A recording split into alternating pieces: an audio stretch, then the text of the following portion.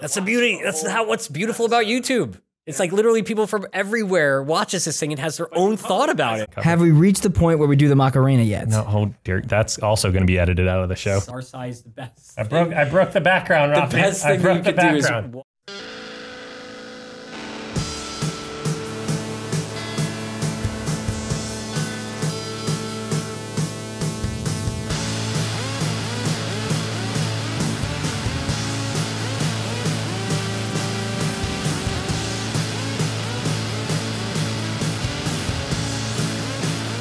Hey guys, welcome to the podcast. My name is John. Welcome back, John. That's Rafi. Rafi's talking now. Rafi Fine. Rafi Fine, and that was Benny. Benny Fine. That also just talked. It's actually our last name. No one has actually said that it wasn't lately, but a lot of times John people Green. say that.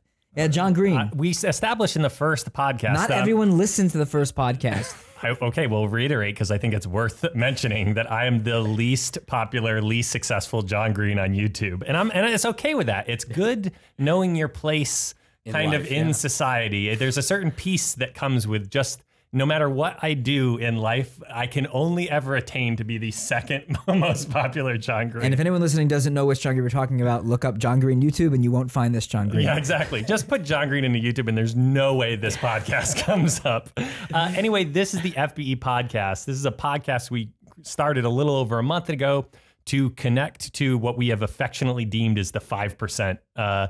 And that's the very small niche part of our audience that might actually be interested in hearing us talk about production and behind the scenes and what it takes to run a company and how we actually make all of the stuff that a lot more people like watching than this podcast. And we're totally cool with that. It's totally fine. But that doesn't. And these people are just the best. And that doesn't. What I was going to say is that doesn't make us love the 5%. Do I want to call them the best? Yes. I think that's fair. No, because everybody's the best. Everybody's the best. Anyone that watches any of our stuff is the best. But if you're here, I would say that you're the best if you want to actually interact because you're in the smart place. The thing that gets the least views across the FBE, which means the least comments across FBE, which means you can actually directly talk to us. So you are potentially smart if you care about that kind of thing. So tell your friends, if you're the type that loves when the channel replies to you, watch the FBE Podcast. Anyway, what do we talk about on this? Well, we answer your questions. So if you leave a question anywhere with hashtag FBE Podcast, there's a chance we'll pull that for the next episode and actually talk about that. And any question you may have about how the company runs, how the creative runs, and what it's like to be a reactor here. What it's like to be on YouTube. What it's like to be on YouTube. Be on Facebook. Any of that stuff related to the company or the industry. Complicated legal contracts around the entertainment industry. Yeah, exactly. My favorite, my personal favorite. If you want to talk to Betty about that, we've got a podcast for it. I would love to now. Okay, we've established there's the algorithm hour. There's a Disney podcast. Well, we've established a lot of theoretical podcasts. Right. The Disney podcast, the Orthodox Jewish podcast. Oh, right. And now the Benny Contract Language in the Entertainment Industry podcast. Man, you should bring on other YouTubers and help them with their contracts. And a lawyer that won't say anything, but I'll then note the contracts, and I'm not a lawyer, and see if the lawyer's like, yes, that's what I would have done. Ooh, a new game show. Coming soon to the React channel. So if that wasn't exciting enough for you, we don't have a special guest this week. It's just going to be the three of us. Well, John, you were gone last week. Yes. Yeah. You were away. And so things got very busy and complicated. Yeah, and it was that's the real reason why it was difficult to book when we realized that we forgot to book this because of how busy we actually got. It was a very, very, very busy week here at FBE. But not that every week isn't busy, but it was particularly busy this last week. It's been crazy. But we decided but what we could say forward facing is we wanted to just make it nice and intimate because John was gone and now you're back and let's just be together. Yeah. Sure. Can we hug the whole time? I was saying before the podcast started that I'd be fine to spoon John the entire podcast. Do you want John and I spoon for an entire podcast? What are you talking? I will do it. What are you talking about? I will do it. I'm just saying. This took a turn. Why did it take a turn? Spooning amongst friends? Is spooning your friend acceptable? Yes, I guess that's a question. The answer is yes. Sure. Okay. What Raf and I realized is we need to do a better job actually setting up what do we even talk about in this podcast. So I'm going to shut up and reset and tell what is this podcast? Go. It's questions from the people that watch it, that use the hashtag FBE Podcast.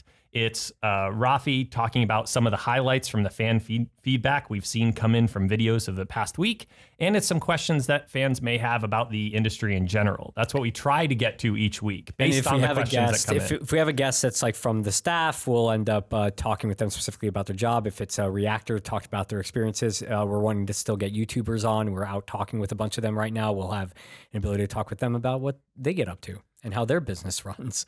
Cool. So those are the types of things you can send in questions for, but we've got a ton already, Benny. And starting with that, we have Chris, Caitlin Native. Hi, Chris. Over on Instagram. How was it like starting the company? There you go. So you were trying to lean into this, Benny, but yeah, that's the question. What was it like starting this company? Now, there's two answers they'll always give. I'm knocking over my water. The two answers they'll always give is, well, do you mean when Benny and Rafi started the company a decade ago, or do you mean when we actually got an office? A decade ago. More than that. 13 years ago. Oh, I'm so sorry. Or when was it? Was it also? You know, the we're first 7 time? years away from the 20-year anniversary of you guys starting the company. Whoa. Well, that's crazy. What were you gonna say? I was going to say, or did it start the first time Benny made me film something with him So with the that camera? would have been 1995.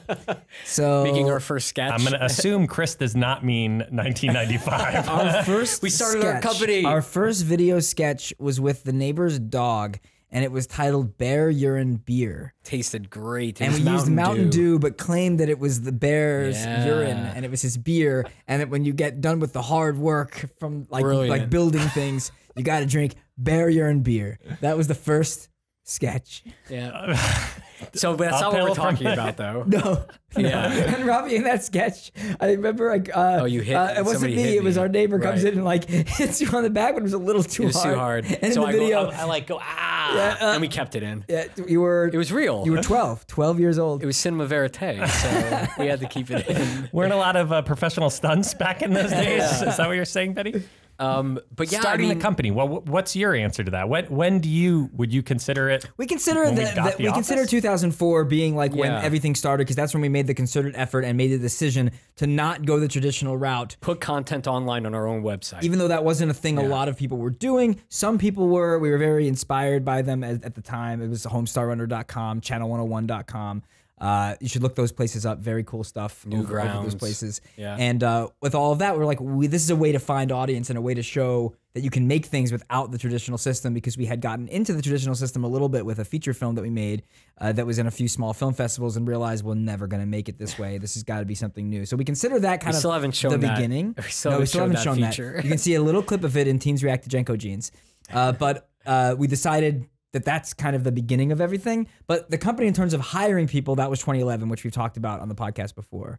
But what was Yeah. that like? Yeah. What was it like? I mean, we were in your Yeah, manager's Okay, well, let's back side up. office. We'll back up a Because little that's bit. what the question is. Yeah. What was it like? Let's back up right, a to little start bit. In company? terms of even the ideas of, because we got fortuitous enough with the way that the My Music series came about with YouTube to be able to start the company with a little bit of money from YouTube to make a show that allowed us to start the company. But it was still a lot earlier than a lot of people were hiring people and turning into companies that were just a channel, which at the time we were just the YouTube channel, versus some of the multi-channel networks like the Maker Studios or Defy, but it wasn't Defy at that time, that had employees and staff that were building themselves up.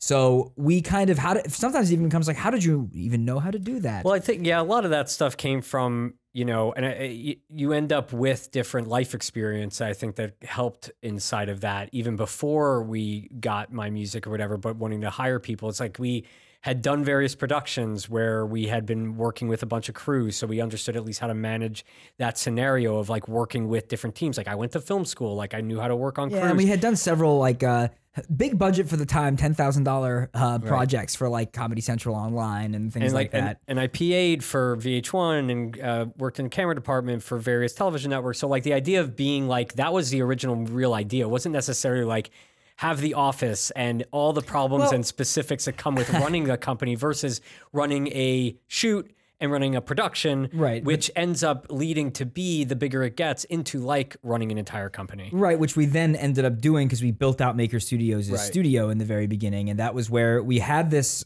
understanding of how we thought we would run something like a studio, and then got the opportunity to do so in the early days of Maker Studios and hired their first team members and kind of scaled up that company from very sporadic uploads on a channel that was called The Station at the time, to producing and writing and bringing on all these amazing people to then start making a lot of content. And I think before we left the company in our production and creative role there, we were at almost 40 videos a week, I think, being produced under us for all the big channels that were all part of Maker Studios at the time. So when we left to start our own studio, it really did become a little bit of a goal at that point, because we saw it in action. We kind of saw the potential, and that if we could find the right formats and series to be able to grow into something like that, we kind of had a leg up to know how to start at least. But in terms of how it grew, that was where mistakes were made, and like things happened over the course of time, going from small company to mid-sized company like we are now. But we were lucky to have the show, My Music, as kind of being the driving force and priority of starting the company. Like, we were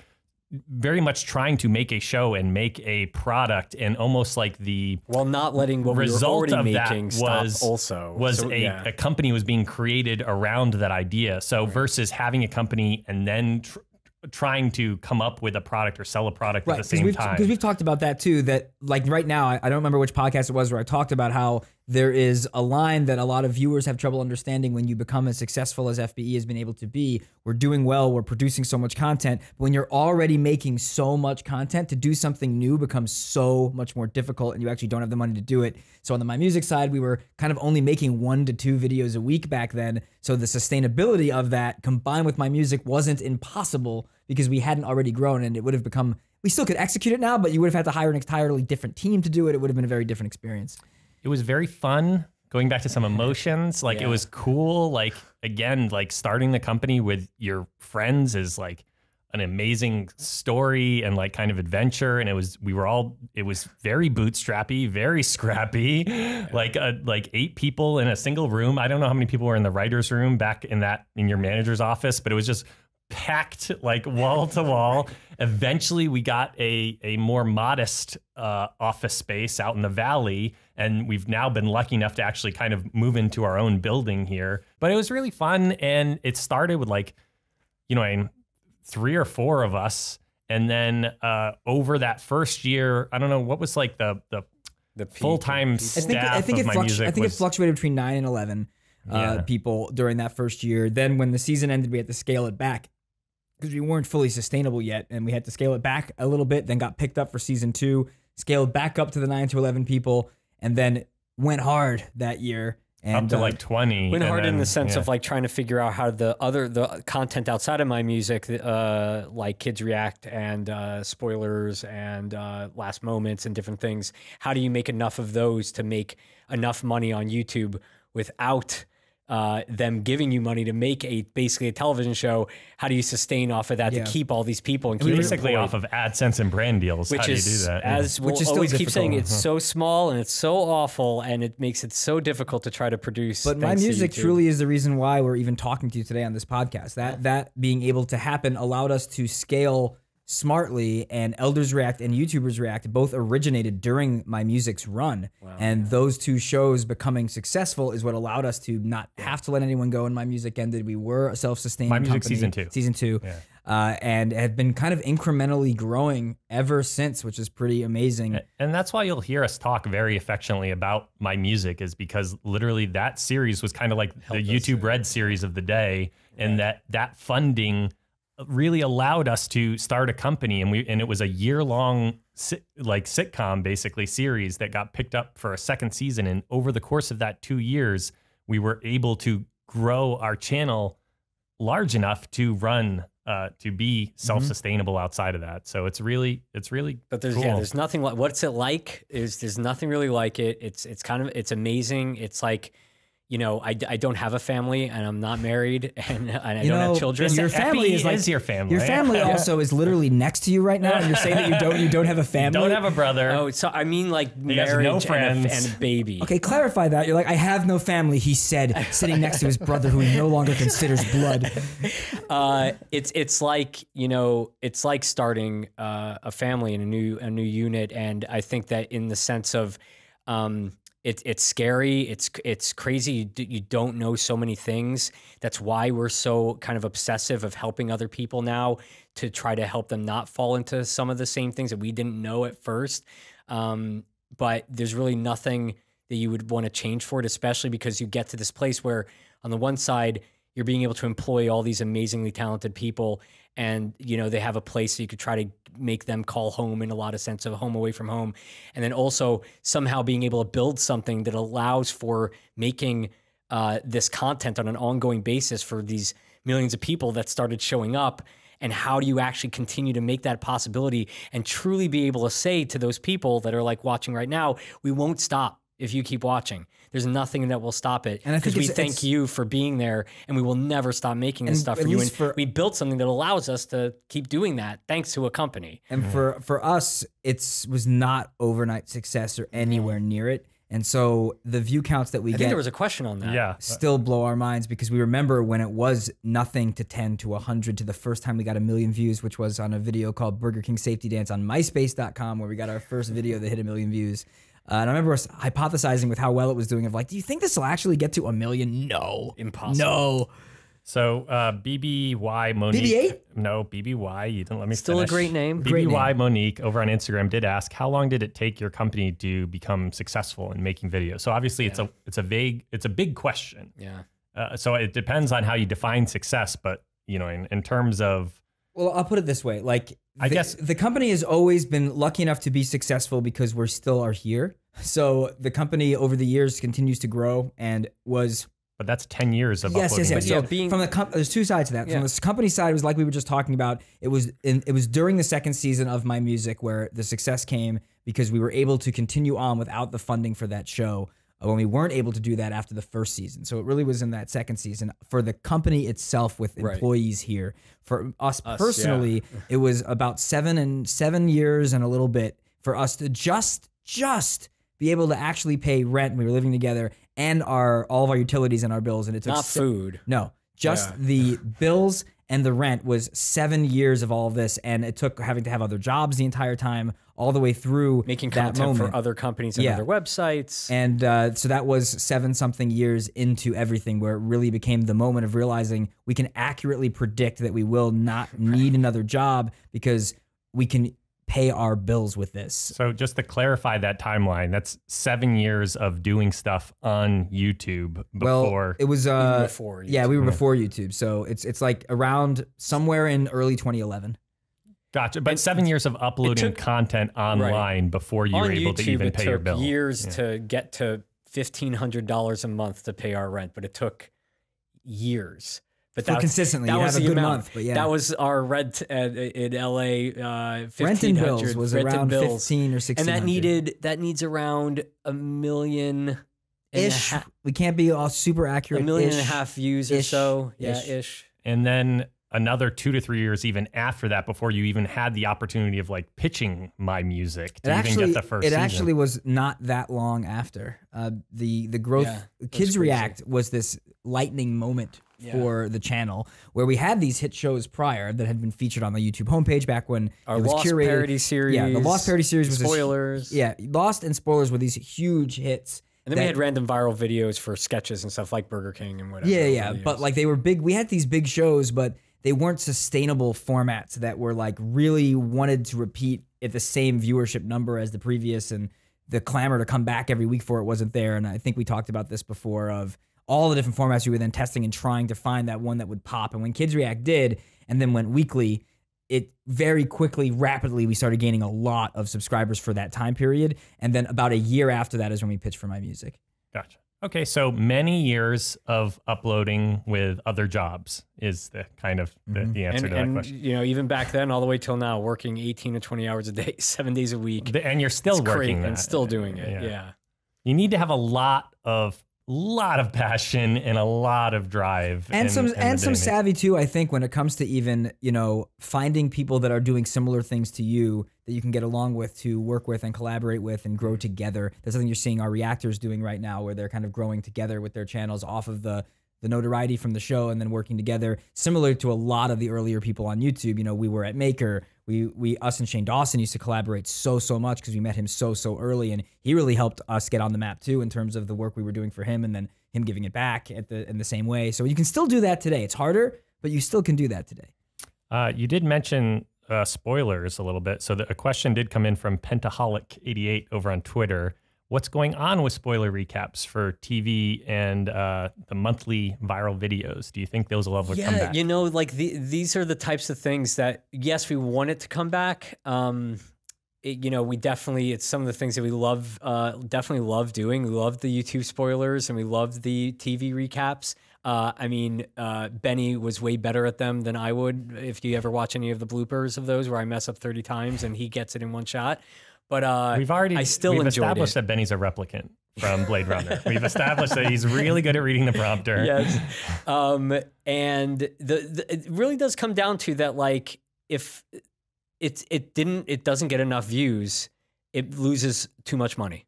It takes a long time. It takes a long time to basically, if you think about doing one of the recaps for one of the TV shows of a season, or if you're doing 3 seasons for the first episode of it, you have to watch. Somebody has to watch all of that and write it cleverly and come up with all the graphics that are going to pop up. And then the editors that are having to work, the editor that's having to work on that, and I guess the assistant editor too. Yeah, of the graphics and getting hundreds of images and graphics. It does just become that if it's not a situation where you're by yourself and that's the show that you do and that's your channel and all you need to worry about is you working 18 to 20 hours a day and you're paying yourself. Then all of a sudden it's kind of like, oh, okay, then that works. When you end up building out a company, and Benny was mentioning that you have to somehow also keep doing other shows while you're trying to still do 14 shows a week that we do now on the channels, you end up having various types of content that don't end up becoming sustainable anymore in your system because it loses too much money. And we still try, and you see different show formats pop up from time to time. We did Sample School last year, another thing we consider sometimes bringing back, but has a similar problem. It is just a reality, and our channel is a lot like a TV network in a lot of ways, where here we now are, where we've built out all these hit shows, and if a show no longer is as successful and is just not getting the view count to justify the revenue against it, it becomes very hard to just do it out of passion. Even though we know no matter what is made, there's going to be people out there, just like TV shows, that want to see it continue no matter what. And we have to just make those tough decisions. I mean, it hurts. Oh, it hurts. One of the hardest things right now is that Game of Thrones is back and we didn't do a recap because we've done that every year. And it feels like that's what we're supposed to be doing. But it's a reality thing that we saw people asking for it. Yeah. And it was really cool to even see. But if you see the evolution and then eventual cancellation of the spoiler show, you could see that we were trying, because another problem, not just all the time and work, was me and Rafi, because just like how we've talked about how we're no longer in the shoot rooms because that takes up days of our time to be in the room and we can't make as much content that way.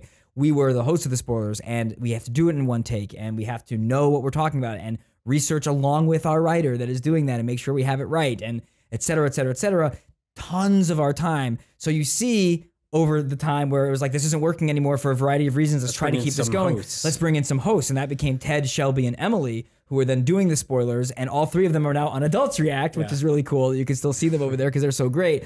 But then that became just not sustainable when it came to the view counts and the amount of time that took. And now you got to pay them. And it becomes just a process problem. Yeah, there is a little bit of a boring reality to the logistics of running a company. And is what Raf was saying, it's a lot easier to push yourself when you're creating that thing. And it's easy for you to spend potentially 20 hours, or even back when I started and it was just kind of, and I was cutting out like all the graphics and I would stuff. edit the spoilers back then. And it's easier when you're all that close and you know what I mean? And you have the time to do it. Yeah, exactly. You're not necessarily counting the hours and stuff like that to figure out, okay, well, how much is this actually costing to produce? Because you don't care about that. But when you have a full staff and you have graphic designers and people that are like hourly and on the clock and how do overtime, you make their money back to and be able to all of a sudden keep these going. shows that you were able to throw 100 hours of your life in become exponentially more expensive to produce and therefore require more views to maintain. And you don't have sustain. the time to do it yourself, because that's the thing. There's still things that me and Rafi will. It's not like, I mean, we've talked about all the different things we're doing running the business,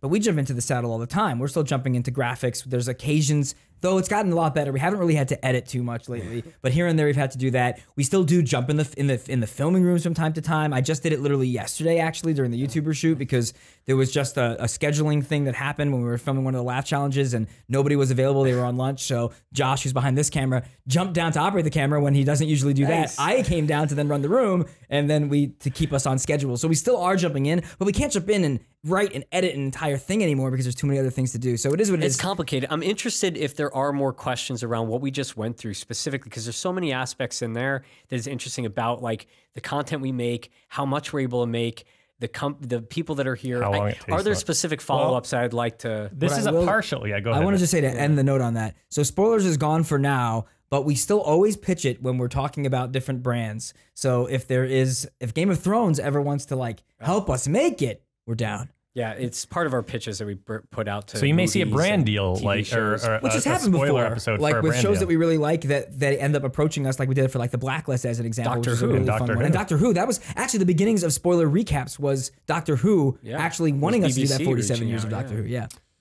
Hitcham Babga from Paris. What is the role of each staff member? So obviously this would be we can't get into the whole thing. Question? I want to at least talk about departments because we haven't even talked about the company like as a whole. Go ahead. So obviously we have associate producers and production management on the production side. Yeah, what we've deemed production, and those are various roles there involve researching, pitching episodes, developing shows, actually being in the room and shooting them, sitting with post-production, which is a whole other department we'll get to in a second, to actually edit the shows, working with social, another department to release the shows. So that's one whole department is production, and there's probably about 20 people between APs and production management and PAs on the production side. I'm going to say roughly 20 people. Okay. And then there's post-production, which is assistant editors and graphic designers and editors and post-production management, and post supervisors. And then there is programming, which is partially social media, which is the people in charge of uploading all the videos and promoting all the videos and doing like statistical tracking and audience feedback for the episodes. What are people asking for? What do they want? And then there's a smaller channel group piece of that is also working with all the individual reactors themselves under the programming umbrella. And then you have administration, which kind of has business development in it, which is reaching out to brand deals. It has TV development in there, which is our alternative TV division with Brandy, who's been on the podcast. And then teams like human resources and finance and actual office administration itself, which is where Chanel, office receptionist, and Andrea Bedoy. Generally speaking, at these types of production companies, if you're not a production person, I think that was pretty good. Josh, did I forget any departments overall that you can think of? IT sort of the department that Josh was quasi in for. Josh is out in production. There's the newest department, the engagement team. That would have been which is a production. It's kind of an offshoot to production, but it's its own Mel, department. the first guest that we had on the podcast, Mel, is inside of the engagement. But the thing that I like to talk about when it comes to companies, and it's not just ours, it's general, even entertainment industry companies, that even if you are someone that just, I love YouTube or I love Facebook or I love internet content, I love television, I love movies, you don't need to be a creative person or someone that has like super skills in editing or I need to operate a camera to have a job. You can get jobs in almost any field that exists out there inside of these companies. If you love numbers and become an accountant, you could work at a company like this. Yes. You can, if office managing, being a receptionist, like there's those types of clerical type jobs and administrative type jobs that exist here and in many places. So it's kind of cool that I like that you can still love entertainment so much, but have a different passion and still find a place inside of it, which is cool. I think depending on what city you're in, because you have to be realistic, and I think it's easier in a place like Southern California with a lot of digital studios.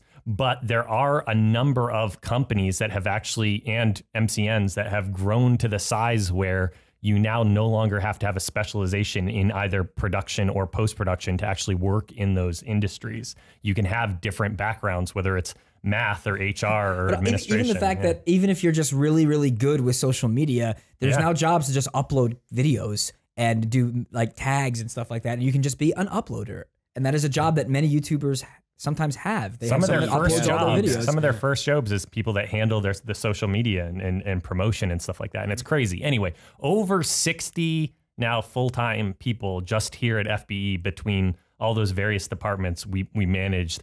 And some of that comes in with like, and that's why when we talk about like, oh man, things get expensive and et cetera, it's like to be able to produce all the content that we do and continue to also strive for more and to be working towards wanting to do more content on the channels and on television, et cetera, we've built out a system that allows for also the idea of like the team members that we have here to have support. And so you could just look at it as like, why don't you just, when you talk about management, that's part of like the hope is building a company that has a culture that is caring and supportive of the people that are working to help them grow and to help them have a balance to their lives. And so it results in not just having the person that just edits. When you have enough editors, you now need somebody to kind of help oversee those people to do their schedules and coordinate for them and also help them in understanding of what their trajectory is and help teach them more things, it's everything that you're that if you think about it, you're like, oh yeah, but you don't usually think about it. Even the idea of like, oh, people need to take a vacation. People need to not be here. Yeah, well, how do you maintain all that content if you only have editors and no one to actually be looking at the bigger picture? Even if you step way back to us like 3 to 4 years ago and we raised that question, you're like, so what's a vacation policy? Like how do you actually build that? We should move on from that type of business stuff. If people are interested in we're going to start a business podcast, small business podcast. Okay, we're going to start separately. Yes. That is just going to be the challenges that happen at each kind of level of staff or year that you're able to survive as a small business and the new challenges that come, because it's fascinating. Oh, this is over from Troyer on YouTube. Do we think there's ever going to be a Sing It season 2? No. Sadly, no. So that's YouTube Red's a very traditional television type of system, and they canceled the show. So it's very difficult to get shows back up and running once they get canceled, especially on something new and emerging like a YouTube, because the show, even though it had its followers, it had its fans, for YouTube Red, it wasn't something that was working for the initiatives that they were trying to strive for and build. So it ends up looking as a bit of a failure in one regard. So it's hard to get people to be like, oh, do I want to get that canceled show? It becomes harder to do it. The idea of somebody else, like another television network or another online platform, wanting to take and give us money to make season 2. Right. Well, also, even if they love the show and it isn't that, there is an element of ownership that people like to have over content, and the idea of, oh, cool, that show, but oh, that's a YouTube show, and we kind of have our own brand. I don't want people to think this is like a YouTube thing that we kind of took. So it's very hard to get it back off the ground. Really appreciate that comment. Sing It, if you're unfamiliar, was a show that we made for YouTube Red. It was one of the early YouTube Red shows. It's a half-hour sitcom, so just like you'd see on TV. I call it a combination of like 30 Rock and Unreal, which is kind of an obscure reference, I guess, show on Lifetime, I think. But it is a fictional American Idol. So you have a whole production company fictionally working on what was before American Idol, that was Sing It, a failing show that you kind of get thrown into, and there's cover songs and amazing singers and good comedy and good guest stars. You can sign up for YouTube Red for free for a month and watch it. You can. It's all 10 episodes are there. Stars, among others, Debbie Ryan plays one of the judges. There's singers that used to be on American Idol. Good guest stars like Tadra Call and Timothy DeLaGhetto. It was really fun, really fun to make. But Sing It has probably been done, unless the whole 5% somehow ends up getting so many people to suddenly sign up with our link at the Sing It episodes, and YouTube's like, wait a second, what happened here? Why is all of a sudden everyone signing up for Sing It? I think we have to have some weird, like there has to be a lot of friends inviting friends, inviting friends, inviting friends. You can watch it and enjoy it anytime you want. To wrap out the trinity of shows just people care about and are asking about, there was a follow-up question about Emo Dad, Mark over on YouTube. So is that a similar bucket? So you're talking about the trilogy. We went spoilers. The shows that people love that they wish there was more of. You took this from so you used this opportunity to do that this episode. Let's just break everybody's hearts is basically what we're doing. We're trying to break and mend. It's the cleanest way to move. We didn't bring up. Oh, I skipped to that question. Are you going to bring it up? She appeared earlier on this podcast for a half second. Yeah, we are not bringing up. If you know what I'm talking about, leave a comment. If you know what I'm talking about, leave a comment. Emo Dad. So Emo Dad right now does not look like it's going to continue. And the quick story on Emo Dad, I know this sounds like everything is just going away, but it becomes like Emo Dad was now a funded project. So a lot of people made fun of FBE, rightfully so, when Emo Dad came back, being like 10 years later, because it was so many years. How many years was it between Emo Dad seasons? 3 or 4. It was Okay. it was a long time. Animation. And that was the hope. We were making that first season, and we did it with this amazing team, 2 animators out of New Jersey, another couple brothers who are incredible. We've done a bunch of stuff with, and the hope was to then figure out, like, we're never going to be able to actually afford this. We're all not going to be able to do this.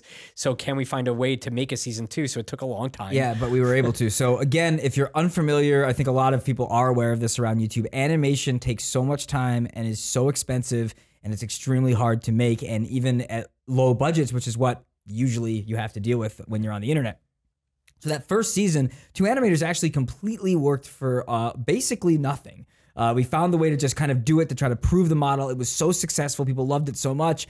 And we don't give up on things. We talked about my music, and we tried for years to try to keep that going. Sing It is something we did attempt to see what was possible. With Emo Dad, we were persistent, and years went by. And then when Fullscreen had a platform, it was like the first thing we brought to them. Like, look, this was getting 1 million views an episode. Let's do more. And we got to do more, and it did really well again. And so great, because that's what the whole hope was. And we were able to work with 2 animators. Bring them back on, pay them properly. Yeah. And we're just in the scenario where, despite awesome voice acting between both people like Karen Gillan, who's getting so big, it's so crazy. She's in Guardians of the Galaxy, she's in Jumanji, obviously she's in Doctor Who. Though, yeah. Yes, but now she's less like... We geeked out pretty hard. Yeah, I tried to keep my cool. I geeked out over Jack McBrayer. Yes, and him as well, which was, we're too lucky for that. Plus, so cool. plus you have people like Rosanna Pansino and Lisa Schwartz in there, and super fun.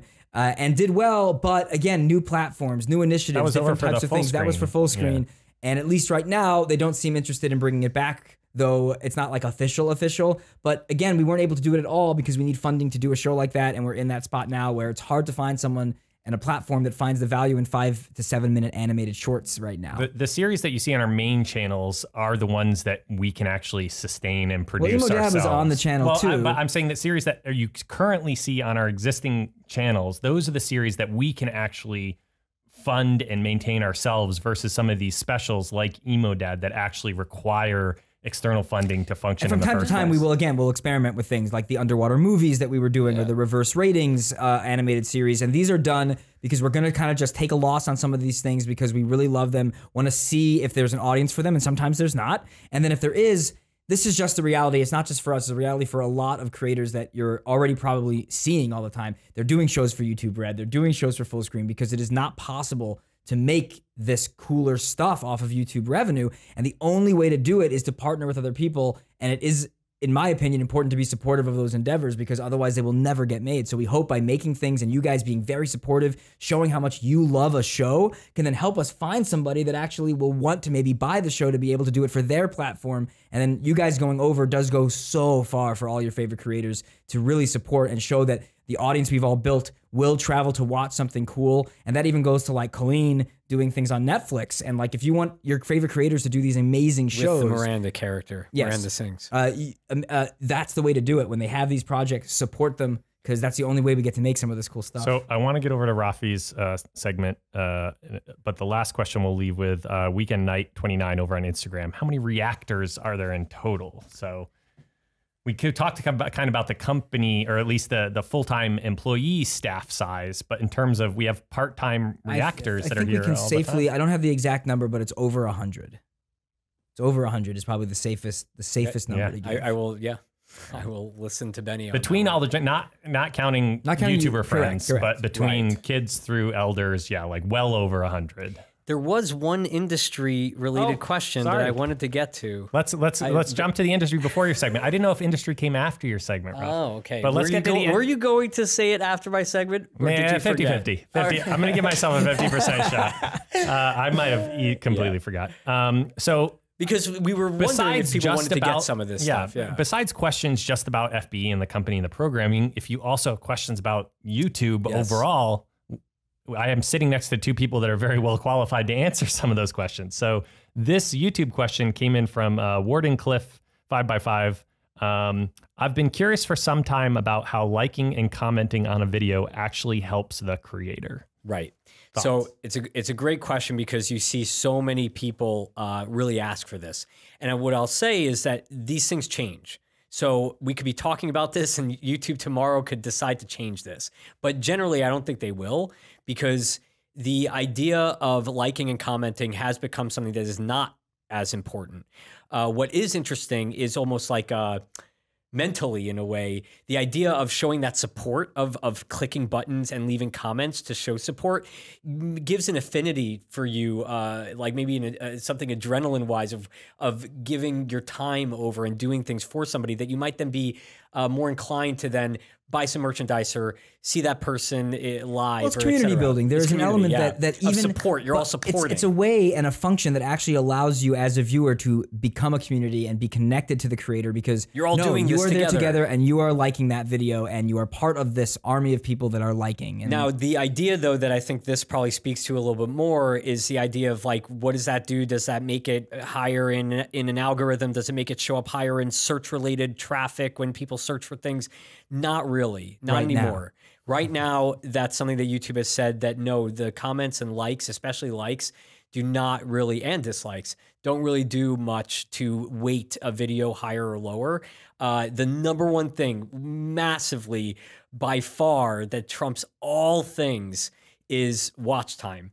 So literally the idea of you watching somebody's content every time they put out a video, and watching as much of their content as possible. Before you click off of that really attractive thumbnail in the sidebar. Yeah, just like if somebody makes a 10-minute video and you watching like as much of that video as possible, that destroys any ability for something like likes and comments to mean something. So when you're wanting to actually support your favorite creator more than anything, it's to watch their video as soon as it comes out. Like literally find out their upload schedule and watch it as soon as it's coming out and watch the entire thing, and then do those other things. Those other things do help, like little bits inside of the algorithm of telling it that this is liked by it and whatever, but nothing trumps the idea of watching right away and watching the whole thing. Yeah. In that, and watching every video. Like, and we're talking about within the first hour of that video, like yeah, this gets a little specific, but generally that like that's the best to help the creator. Yeah. I mean, but even so, for you yourself, because the algorithms that we talk about, it's tailored to you. If you are listening right now and you're a subscriber to anyone on YouTube, everyone's unique and individualized inside of the YouTube algorithm. So even if you're not able to be there right when the video goes live, maybe you live in another country, the time zone's off, as long as you're making sure, and that's going to the actual channel page or to your sub box and not trusting the recommendation on your homepage, if you yourself go and watch every video, it will teach the algorithm to make sure it's always giving you that creator's video on your homepage, because a lot of you might say, my favorite creator hasn't uploaded in so long. No. They might have, but you didn't watch 2 of their videos in a row, and now the algorithm just for you will never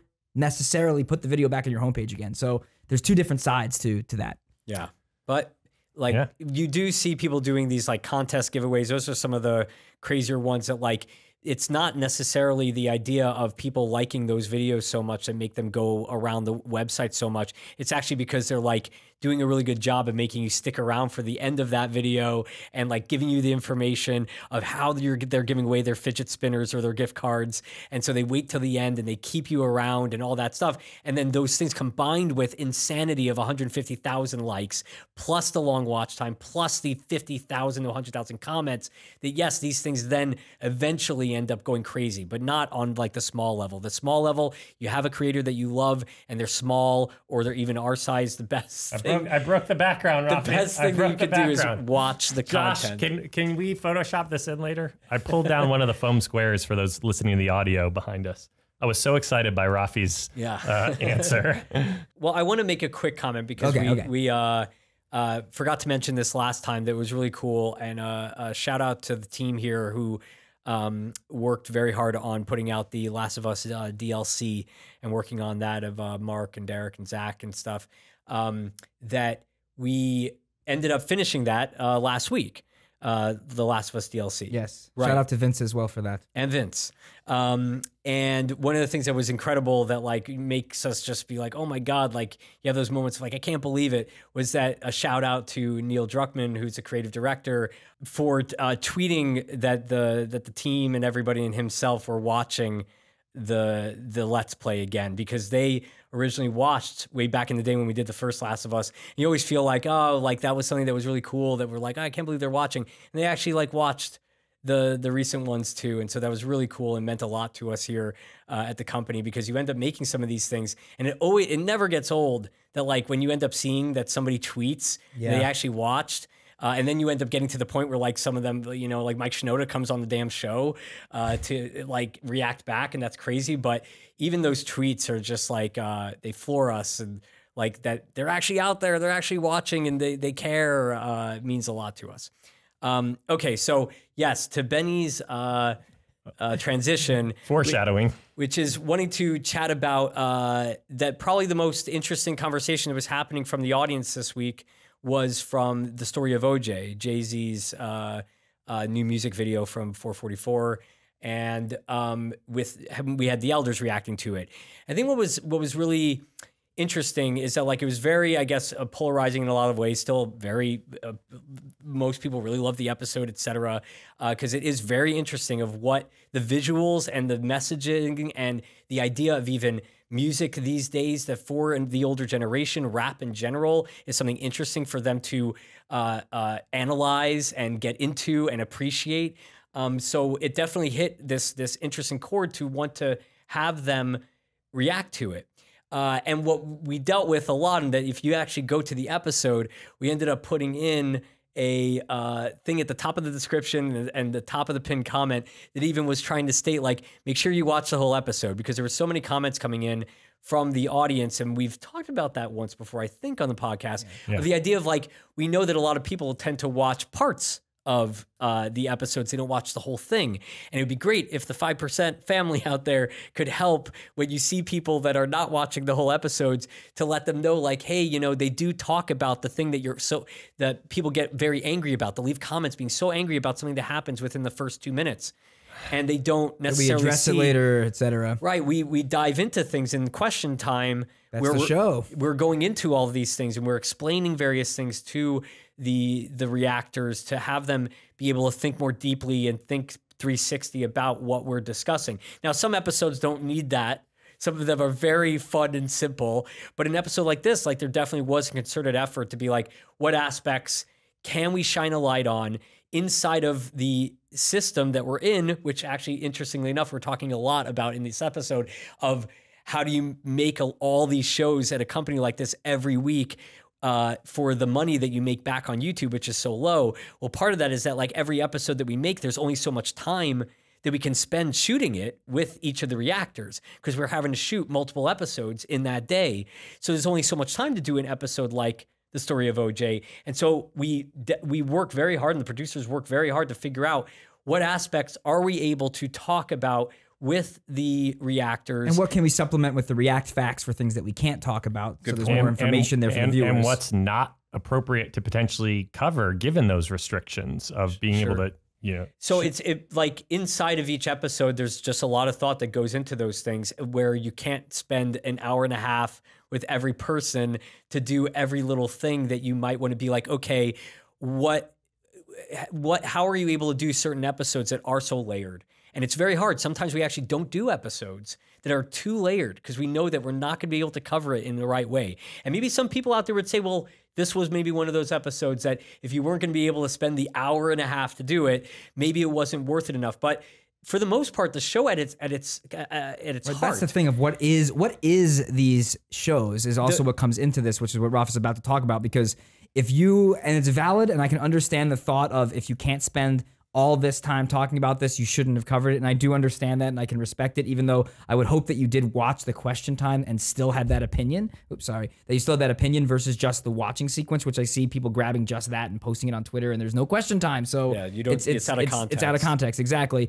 But when you really break down the essence of the show, it's an interesting thing if you actually think that. Right. So what the essence of the show kind of is, and like, is to basically see people's reactions to things.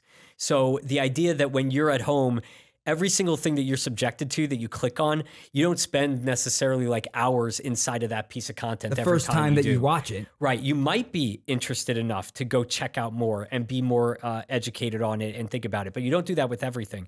So the show in itself is a reactionary idea that like what happens for the first time when somebody sits down and they watch the story of OJ for the first time, and especially because of the imagery and because of the subject matter, very interesting for senior citizens to be looking at something like that, where it is for them something that they're going to have a very different experience with. And then the generations that have come up to understand those images and those lyrics in a different way, and also to appreciate rap enough to listen to the lyrics and to care that there might be a lot of meaning behind those lyrics, etc.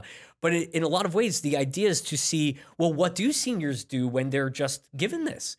What do they say? What do they think? And interestingly enough, which was surprising for even us, was like, no matter what you would want to say to some of them, they can't get past some of the imagery. And I think that people today would probably have some things that when they're older, they're going to end up with. If you're a teenager now, you're a college student now, you're going to possibly have things when you're older that no matter what, you can't see past it. Some memories or who knows what of what the world was like, or seeing those images used in ways that were so negative back when they were younger. Who knows, whatever it might be, there's always going to be something. Yeah, so inside of that, you then go into, okay, how much are you able to, when it is supposed to be that people have opinions, and this is the way that they were brought up, and this is the way that they think, and you're going to have certain things that you're able to tell them in a complicated episode, that you're going to do your best to kind of give them what you can to make them think about the what they're looking at and think about it maybe in a different way.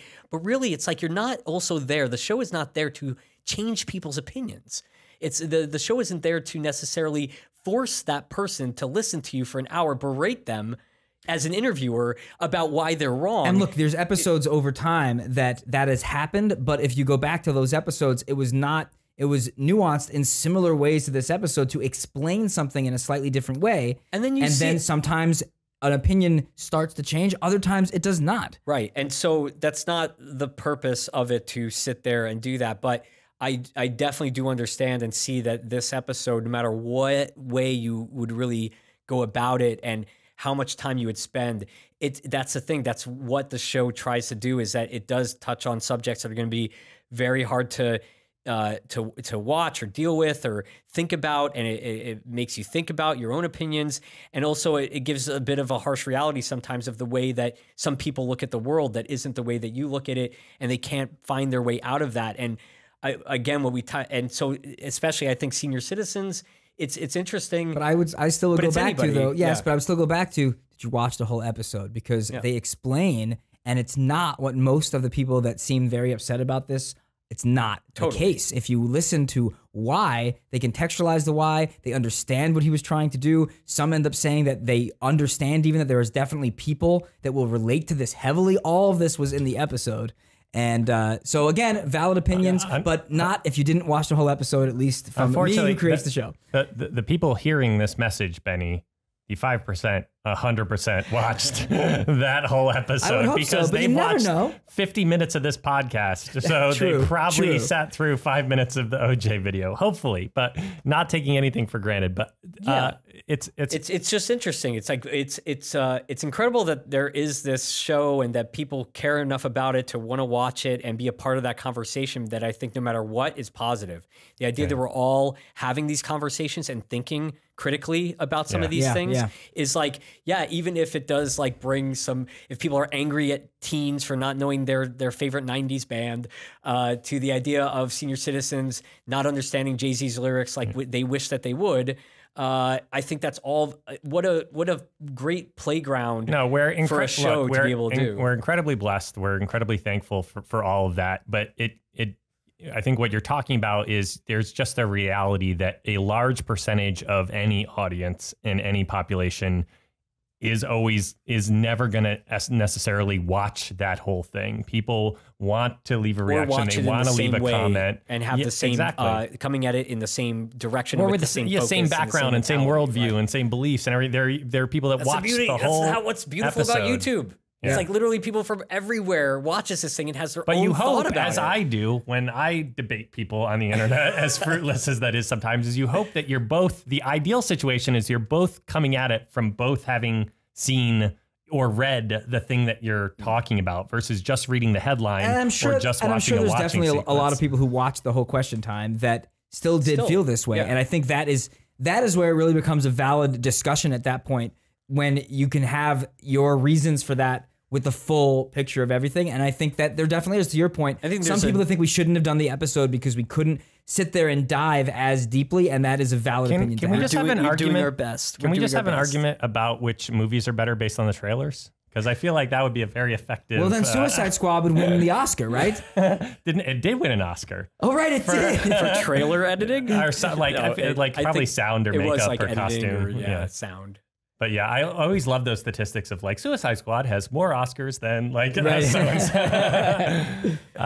Anyway, so that's the kind of release part of the show. If you guys have more ideas for different parts of the show, we really want to hear that. Otherwise, you're just going to get more about the company, the industry, and what we've released that week and how we've seen people respond to it. And you're also going to hear us towards the end of podcasts always say that, because up until we get more, that is all we're doing. So we always will remind you that there could be more. We're open to anything. What the 5% doesn't realize is that they are all my co-producer on this, and they are not taking that responsibility seriously yet. So please help John. Leave a comment with hashtag FBE Podcast with either a question or an idea for the podcast or a segment you wish we would talk about and cover. Have we reached the point where we do the Macarena yet? No, oh dear, that's also going to be edited out of the show. I'm going to edit it out until you realize drop. that when I've mentioned the Macarena, I've had multiple guests start doing the Macarena right afterwards. So come on. Well, it's not going to happen in this episode. So going on to the shout outs. Benny, reach under your feet. What Let's about do our the shout outs. hash? Oh, we didn't have a hash this week. We've talked about enough things being ending as Al and Ed from Full Metal fell down. Hashtag Al and Ed fell. Okay. No, that is the longest hashtag I've ever heard. Al and Ed fell? It's fine. Full Metal. Hashtag Full Metal. Okay. It'll make it easier to find. Fell metal. No, oh my God. Fell metal. Come on. They Fell metal. We have now changed this hashtag so many times. We're staying with Fell Metal now. Because if you watch the video for the show, the Full Metal Alchemist Brotherhood figures fell down on the coffee table in front of us. Yes. So that is Fell, F-E-L-L, Metal. Hashtag Fell Metal for a chance at a shout out on next week's podcast. Somebody did ask the question if there's a death note on the table. Yes, they just fell on top of the death note. What does that mean? Anything? That they fell on it? Well, I know somebody asked that question. Oh, if that's the actual Somebody death asked note that. I notebook. forget who, Yeah. but in the comments. Okay, let's do some shout outs. These are all people that left hashtag Girl Talk last week from the Eric and A lot of people played the game. A lot of people played the game. Talk. So we're going to start with Adam Binder, Afro Palman, Andrew Fernandez. Annette Traus, Bernice Chu, Caitlin Finnerty. Camilla Hood, Christian Martinez, Cornelius Masters. Curtis Baska Twang, Daisy Rundle, Daniel Jughead Brown. Daniel Willis, Dario Kalkan, Dan Hinshaw. Deandra Elders, Dolce Garcia, Emily Sora Horton-Oren. Emily Van Eaton, Emmanuel R, Ezra I. Fantastic Four, Gabe Fernandez, I'm Batman. Ishwarya Gopal, Yvonne Hernandez, J. Nick. Jackie J, Jesus Javier, Jesus Rodriguez. Jiwoo, Johan Abdan, Kaylin. Kevin Wilson, Hyungmin Min, Laura Not-So-Croft. Lars Electric TV, Leandro Reyes, Leo Talbert. Lee Josephine, Melissa Cohen, Michael Farley. Millie Isus Amigos, Millie is always everybody's friend in the world. Mr. Poman, Ma Lucas. Melinda Hart, Nadine R, Oliver Freeberg. Pretty Kitty 39, Private Almost, Red McPeppa. Ricardo A, Sammy Morgan, Sapphire Gemstone. Shadowfall Rising, Seamus Sayers, Shara B. Stacey Warren, Swirly Lines, Tanya Anderson. Taylor 101, Tom Corsten, Tony Gorilla Troopa. Trav Lonen, Verovet, Watermelon Duck. and over on Twitter, AE Aquariums, Daisy Rundle again, Petaholic 88 again. Aneo2, Carol _O, Cadids. Brianna Blake 02.